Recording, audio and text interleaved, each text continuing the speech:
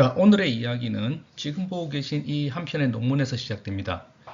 1932년에 미국 일리노이주 시카고에 있는 설계 회사에서 근무하던 셜만이라는 분이 한 아이디어를 내서 논문을 썼는데 그 아이디어는 아주 간단합니다. 유역에 어떤 단위 양만큼의 비가 왔고 그로 인한 수문곡선을 내가 알고 있다면 만약에 그 단위 양보다 2배 또는 3배의 비가 왔을 경우에는 수문곡선이 아까 우리가 알고 있던 그 수문곡선의 2배나 3배가 되지 않겠느냐. 이걸 이용하면 복잡한 강우사상에 대해서도 수문곡선을 잘 합성해낼 수 있지 않겠느냐. 뭐 이런 이야기입니다. 여러분들 이게 뭔지 머릿속에 떠오르시죠? 예, 아마 여러분들 다 배우셨을 것 같은데 단위도 이론입니다. 지금 보고 계신 이 논문의 제목에서 보시듯이 원래 논문에서는 유닛 그래프라고 했고 그걸 이후에 학자들이 조금 이름 바꿔서 유닛 하이드로그래프 이렇게 이름을 바꿨고요. 우리나라에서는 단위 수문곡선 이렇게 도입이 됐다가 줄여서 단위도 이렇게 부르고 있습니다.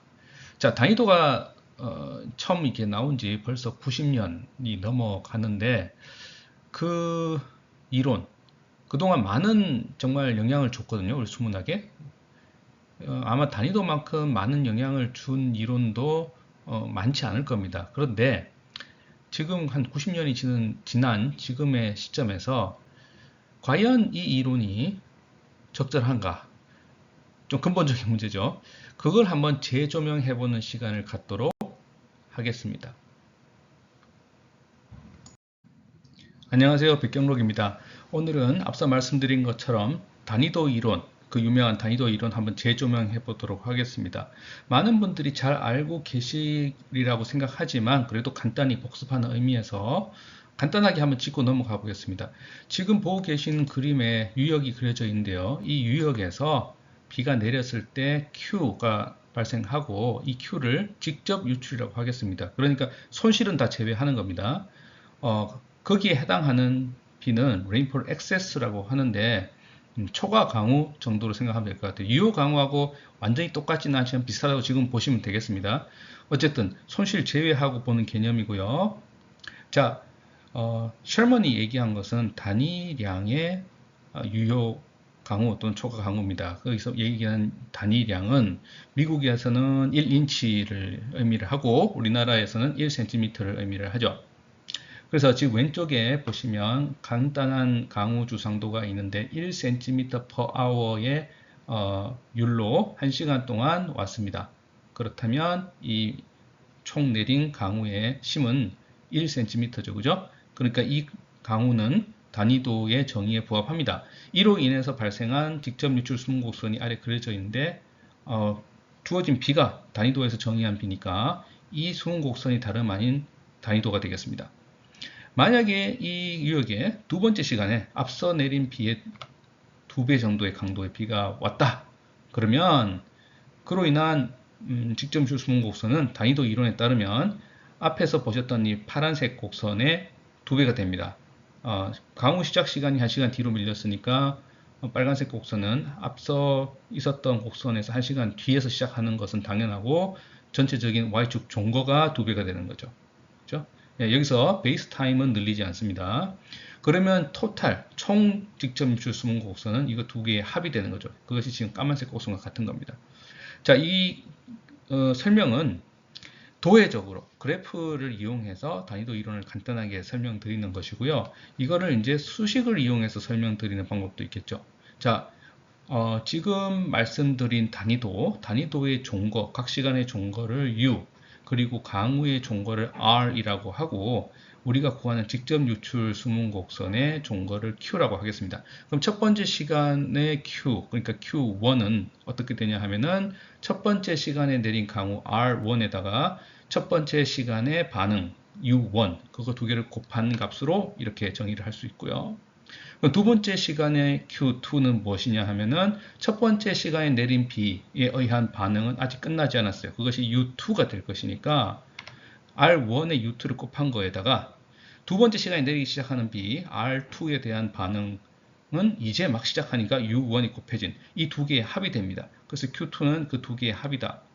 자, 근데 이게 이 그래프에서 바로 어떤 점에 해당하냐 하면은 이 점에 해당하겠죠. 이 두 값의 합이 됩니다. 자, 이런 식으로 계속 확장을 해보면 Q3를 구할 수가 있고, 여기서 여러분들이 가만히 보시면 어떤 수열이 보이죠. 이 수열을 일반화하면 이런 형태의 수열로 만들 수가 있는데, 자, 이것이 여러분들이 지금 취급하고 있는 이산적인 변량일 경우는 이렇게 되고, 만약에 이것이 연속적인 변량, 즉 U나 R이 어떤 연속적인 변량 또는 어떤 함수다. 그러면 Q는 다름 아닌 U와 R의 컨볼루션이다. 컨볼루션 연산이라고 하는 것은 우리가 더하기 곱하기 빼기 나누기처럼 사칙 연산 외에도 다른 수학 연산의 한 종류로서 흔히 회선적분이라고도 부르는, 여러분들 아마 미적분학 시간에 들어봤을 그 연산을 의미하는 것이다. 이렇게 배웠습니다. 자, 셜먼이 만든 아이디어는 이런 것인데, 아마 셜먼은 그냥 경험적으로 단위도 이론을 제시했을 거예요. 근데 그 이후에 학자들이 이게 이론이 깔끔하게 잘 떨어지니까 좀 살펴봤더니 이게 좀 더 일반화를 할 수 있다 하는 얘기를 하게 됩니다. 그래서 좀 더 흥미를 끌게 되죠.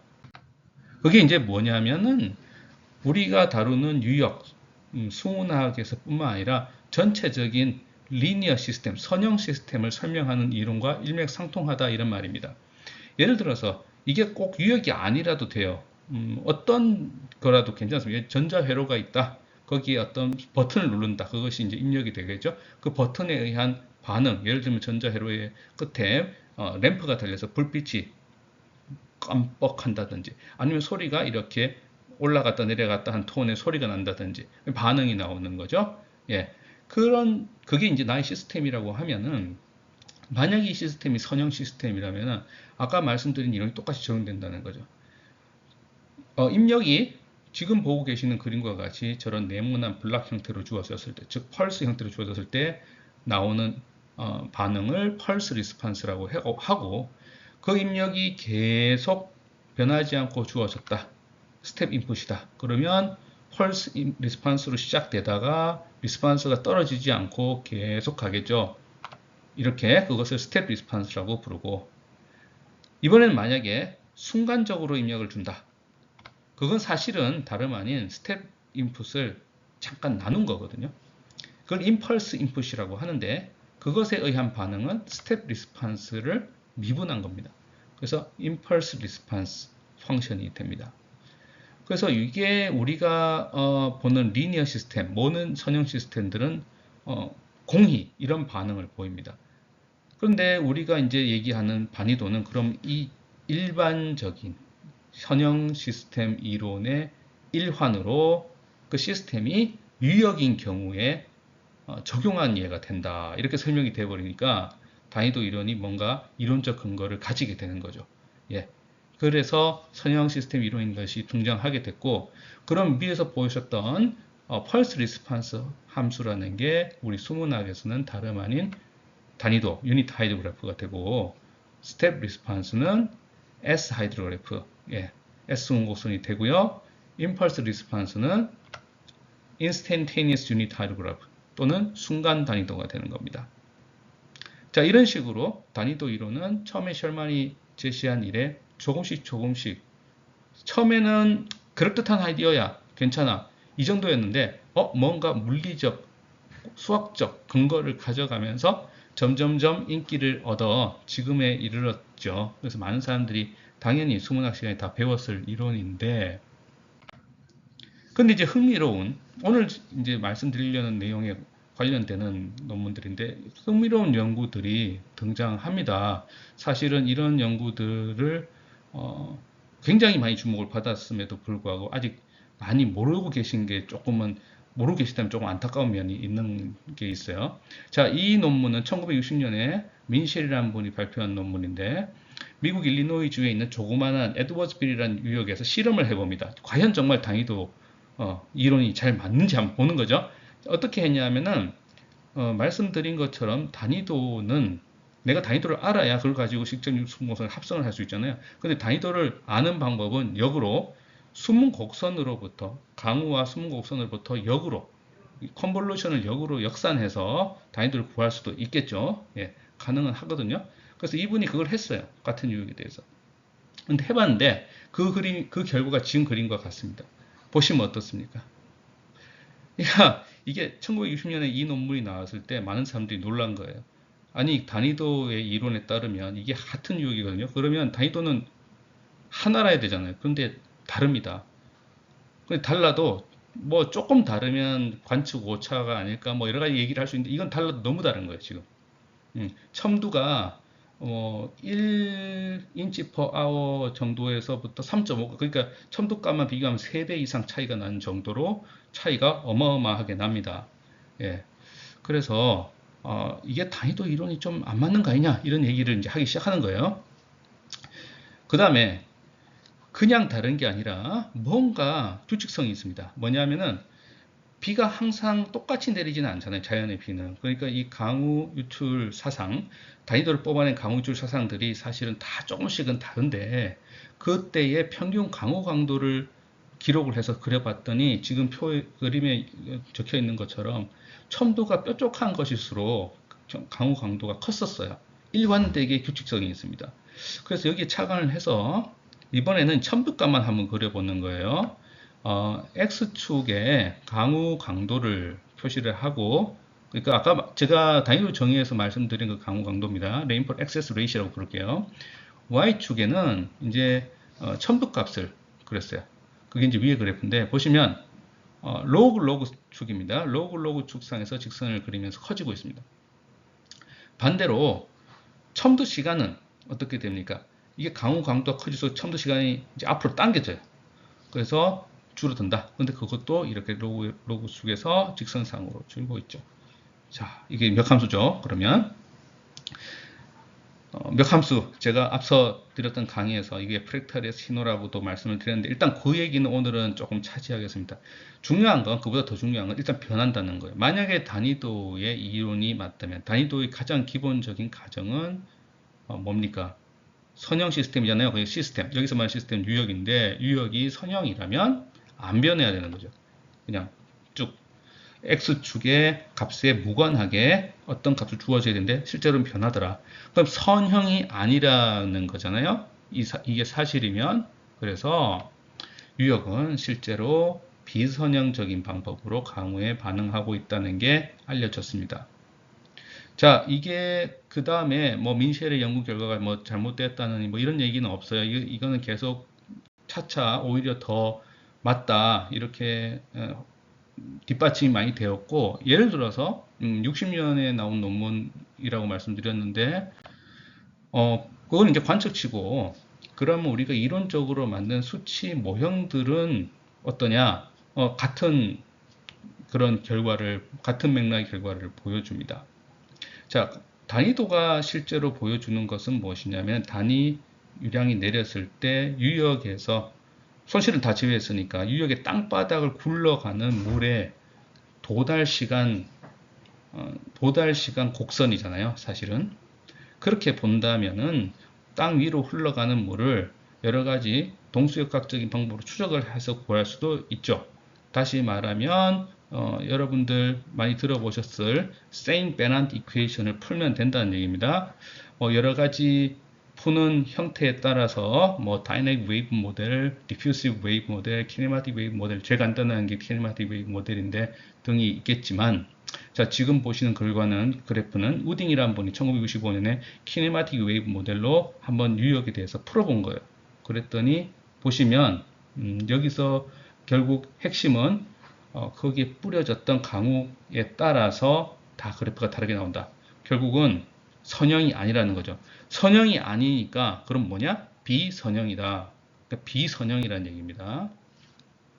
또 전혀 다른 이론적 접근은 이제 지형학적 순간 단위도라고 해서 영어로 Geomorphologic Instantaneous Unit Height Graph GIUH라고 하는 게 있는데 들어보신 분들도 많이 계시겠지만 이 이론은 뉴욕의 생김새, 땅의 생김새를 이용해서 단위도를 구해보는 거예요. 그러니까 앞서 말씀드린 이론하고는 또 다른 접근법이죠. 근데 이 접근법을 활용한 논문이 이제 1979년에 나왔습니다. 로드리게스 이투베와 발데스 등에서 쓰여진 논문인데 그 바로 후속 논문에서 지금 가져온 그림이에요. 이제 발데스가 일저자로 나온 논문인데 여기서 보시면 강우 강도에 따라서 GIUH 모델도 단위도가 다르게 나오는 것을 보여주고 있습니다.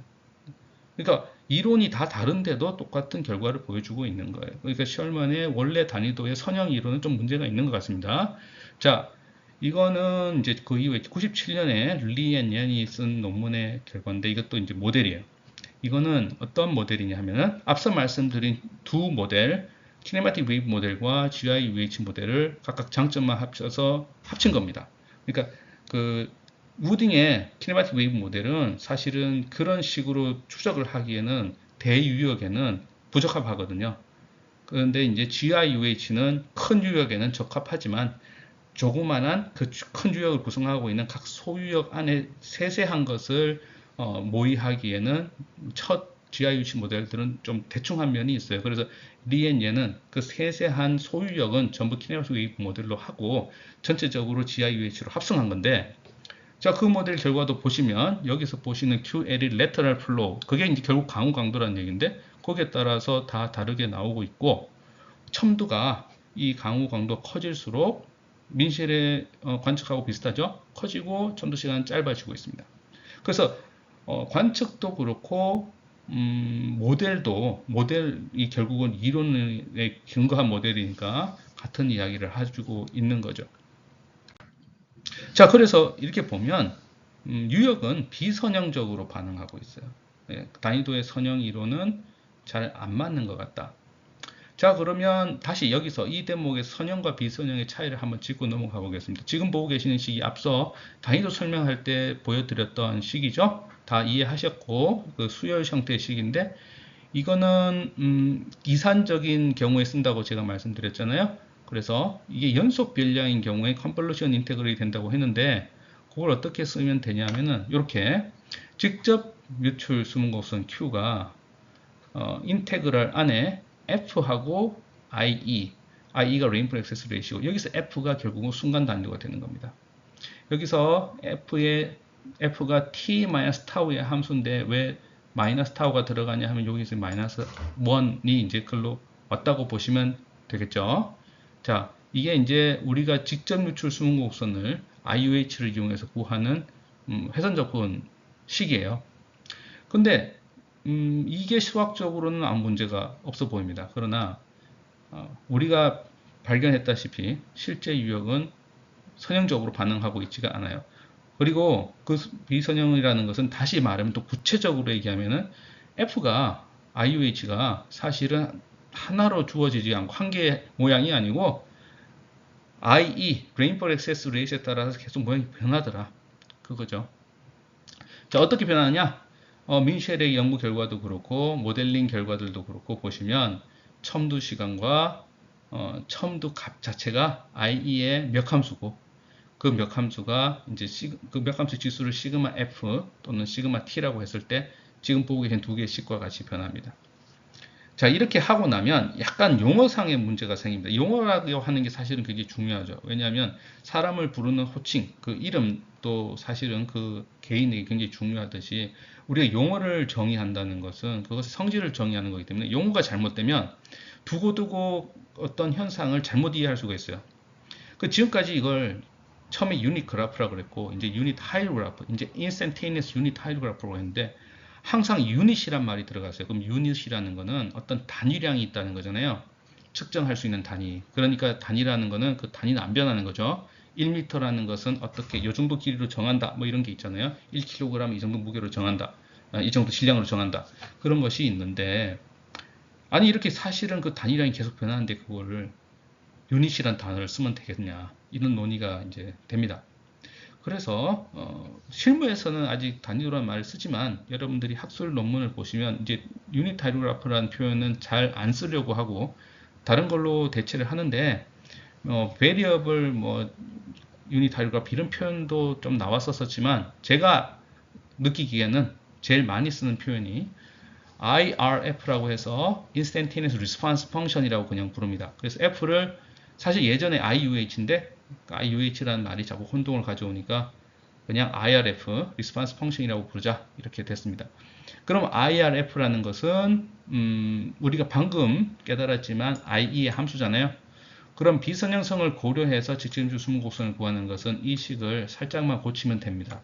어떻게 하냐면은 똑같은 식인데 F가 IE의 함수라는 것만 이렇게 알려주면 되는 거예요. 사실은 식은 간단한데 IE에 따라서 F를 계속 다른 걸 넣어줘야 된다는 것이 좀 귀찮은 점이 생기는 겁니다. 그렇죠? 자, 근데 이 비선형성 도대체 이게 어디서 오는 거냐? 궁금하죠? 근데 사실은 이게 좀 생각을 해보면 그렇게 복잡한 문제가 아닐 수 있습니다. 왜냐하면 1959년에 아일랜드의 유명한 두지라는 교수님이 이미 이 문제에 대해서 좀 명쾌하게 어느 정도 이렇게 설명을 하신 적이 있어요. 사실은 그게 뭐냐면은 강우가 유출이 되는 과정은 사실은 한 가지가 아닌 거죠.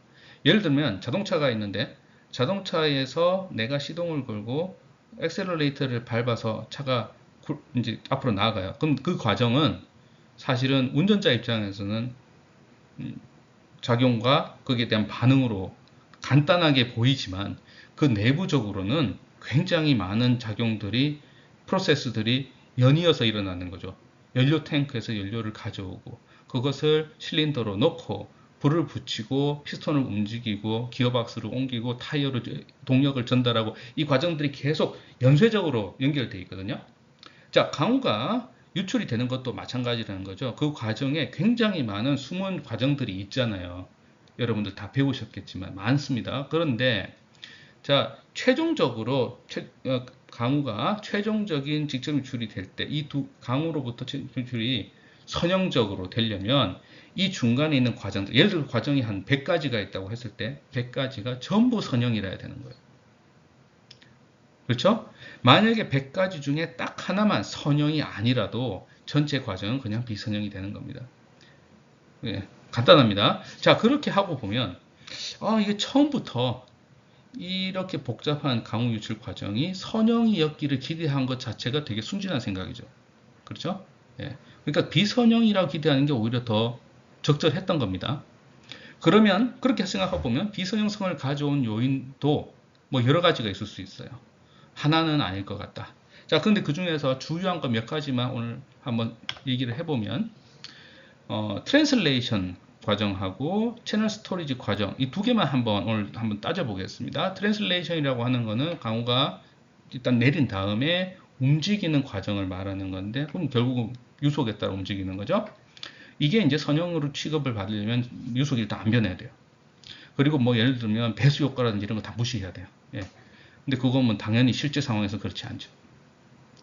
그리고 채널 스토리지라는 거는 이제 지나가는 과정에서 뭔가 물이 저장이 되잖아요. 근데 지금 여러분들이 많이 배우셨을 것 같은데 S는 Q의 K배라고 해서 이걸 선형 저수지 가정 뭐 이렇게 많이들 얘기합니다.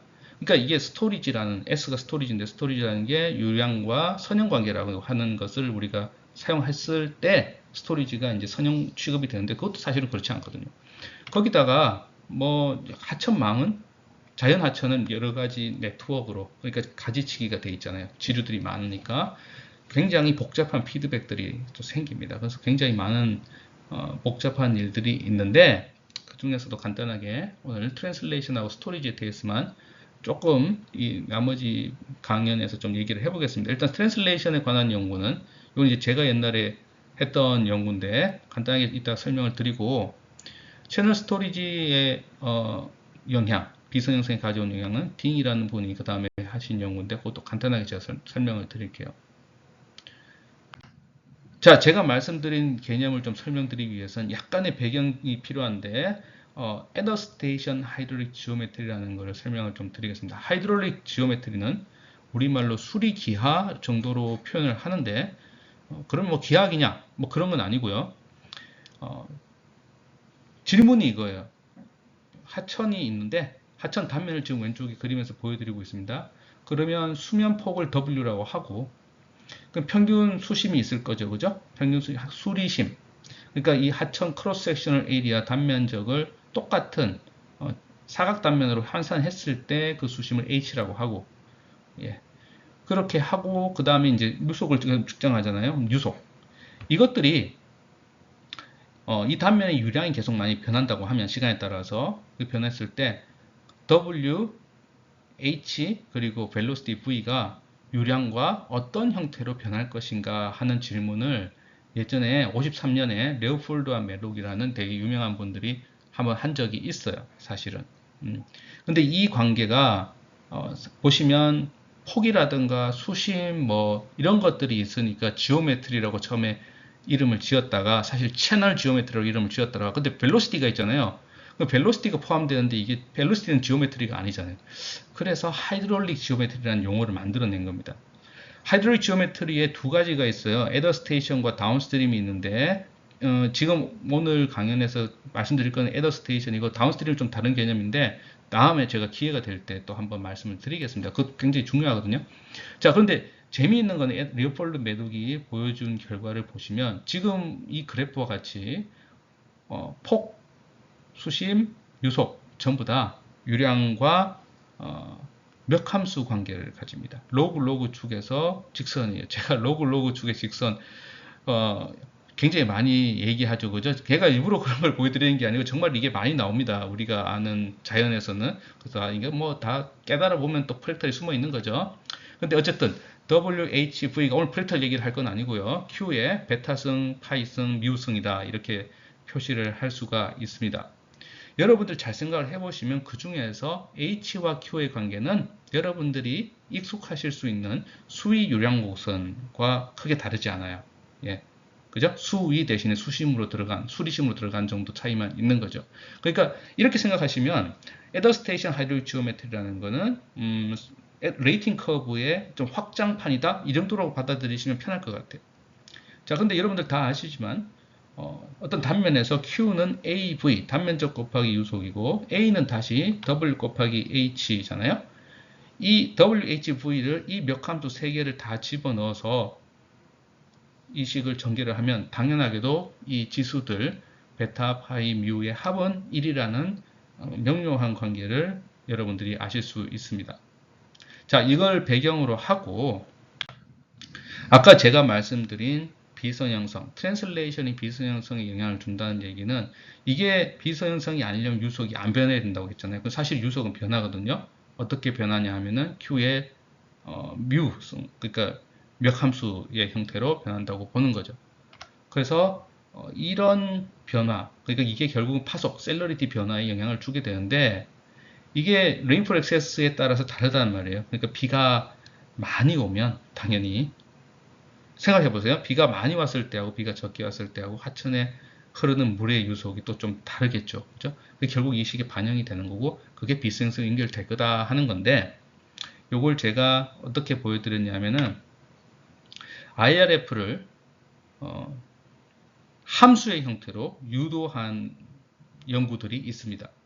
지금 보고 계신 이 식이 그 중에 하나인데 리날도라는 분이 91년에 제시한 인버스 가우시안 펑션을 착안한 식인데 전 이걸 조금 이용해서 이퀴벌런트 패스라는 데다 그런 가상의 개념을 집어넣고 자 이게 IRF라고 하면 사실 IRF 우리가 관심 있는 건 첨두 값이잖아요. 그러니까 첨두는 이 곡선을 미분했을 때 0이 될 때가 첨두잖아요. 그래서 당연히 그냥 간단하게 미분해서 0이 되면 되는데 제가 이 함수를 쓴 이유가 사실 어느 정도 미분 가능해요.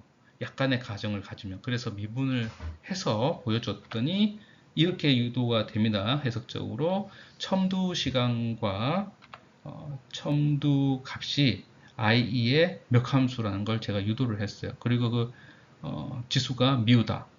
어디서 많이 본 것 같죠? 예. 수리기하 중에서 벨로시티의 지수값과 똑같습니다. 그래서 이걸 보시면 굉장히 밀접한 관계가 있다는 것을 아실 수가 있고 그걸 이제 시뮬레이션을 가지고 한 번 더 증명을 했는데 이건 이제 버밀리언 리버라고 미국의 또 일리노이 주에 있는 한 유역 여긴 계측이 잘 되어 있기 때문에 제가 했고 여기서 USGS 미 질조사국에서 측정을 했는데 그 사람들이 제시한 미국 값이 0.35거든요. 수치 모델로 구한 IRF가 지금 그림과 같이 나오고요. 비선형적으로 움직이고 있죠. 첨두값만 뽑아내면 몇 함수를 따르고 몇 함수의 지수값은 관측된 0.35에 가깝다.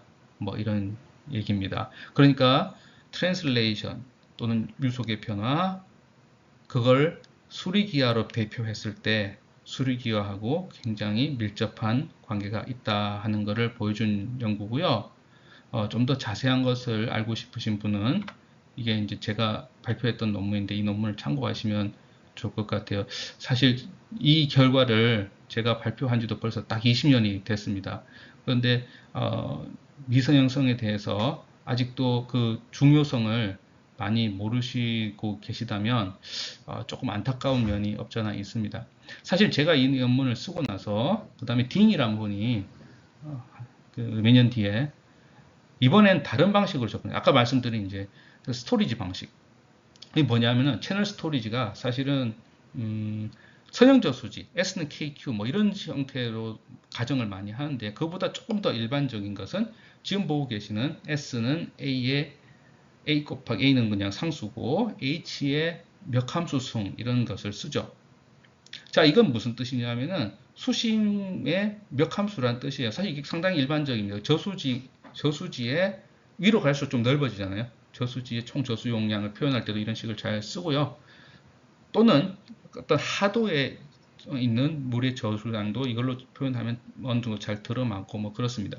그리고 앞서 보여드렸던 수리기하 중 수심 관계, 이게 레이팅 커브의 확장판이라고 했는데 이 두 개를 이용해서 이분들이 뭘 보였냐면 또 마찬가지로 첨부값, 첨부 시간이 IE의 몇 함수라는 걸 보여주었어요.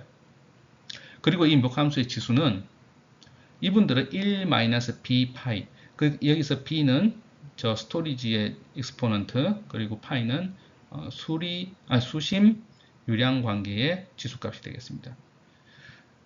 그래서 둘 연구, 제 연구하고 이팅의 연구하고 둘 다 이제 비선형성을 보여준 것도 마찬가지고 이게 중요한 식인데 이런 식을 유도했다는 것은 일맥상통한데 구체적으로 보면은 이제 구체적으로 보면은 이 결과는 좀 달라 보이죠. 사실은 다를 수밖에 없는 이유가 두 연구의 접근 방법이 다르니까 그래요.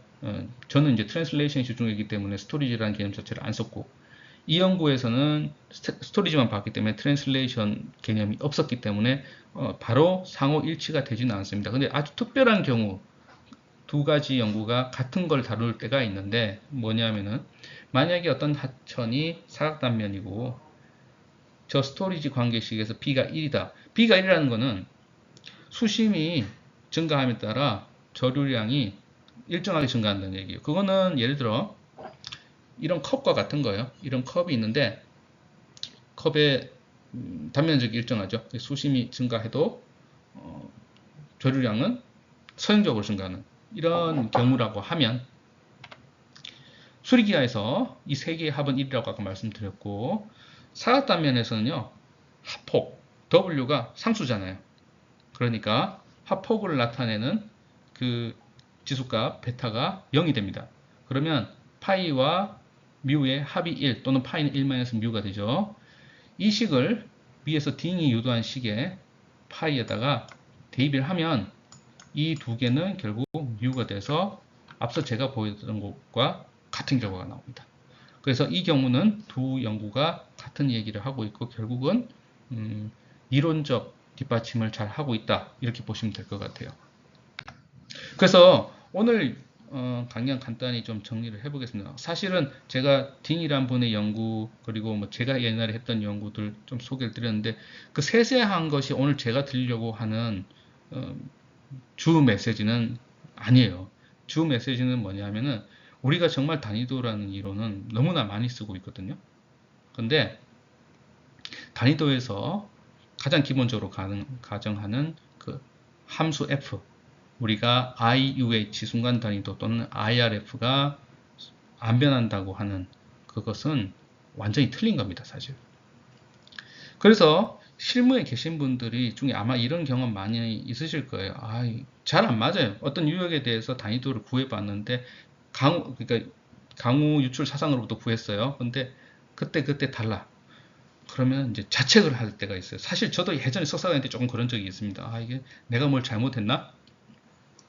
그러다 보면 좀 찾아보니까 아, 그래서 이런 경우를 다른 사람들도 겪었구나. 그럼 그런 경우 사람들이 뭘 하냐면 뭐 대표 단위라는 걸 또 만듭니다. 아마 교과서에 그런 것도 나와요. 대표 단위라는 게 일종의 평균을 하는 거죠. 그런 것도 해보는데 그런 거 다 이제 사실은 적절한 대안이 아니라는 거죠. 근본적으로 틀린 거니까. 예, 그러니까 여러분들이 기술자가 자책할 필요가 없는 겁니다. 예, 이거는 원래 안 맞는 겁니다. 그럼 그 비생성은 어디서 오느냐? 이거는 여러 가지에서 기인할 수가 있는데 저희가 지금까지 본 걸로는 다른 것도 영향이 크지만 그중 영향이 아주 큰 것이 유속의 변화라든가 비선형적인 저류 관계 뭐 이런 것들이 큰 것 같아요. 근데 여기서 마지막으로 약간 또 제가 오늘 드리는 메시지를 듣고 조금 오해하실까 약간 걱정이 돼서 마지막 사족을 붙이면 노파심에 제가 드리는 말씀이 결코 그렇다고 해서 선형 시스템 이론 자체가 잘못됐다는 말은 아닙니다. 선형 시스템 이론 자체는 그 자체로 아주 깔끔해요.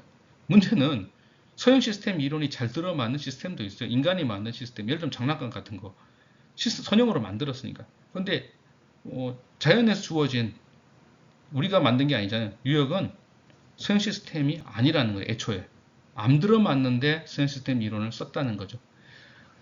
그래서 여러분들 워낙 많이 쓰고 있는 이론이지만 우리가 한번 생각해 볼 때가 됐다. 재고찰을 한번 해봤습니다.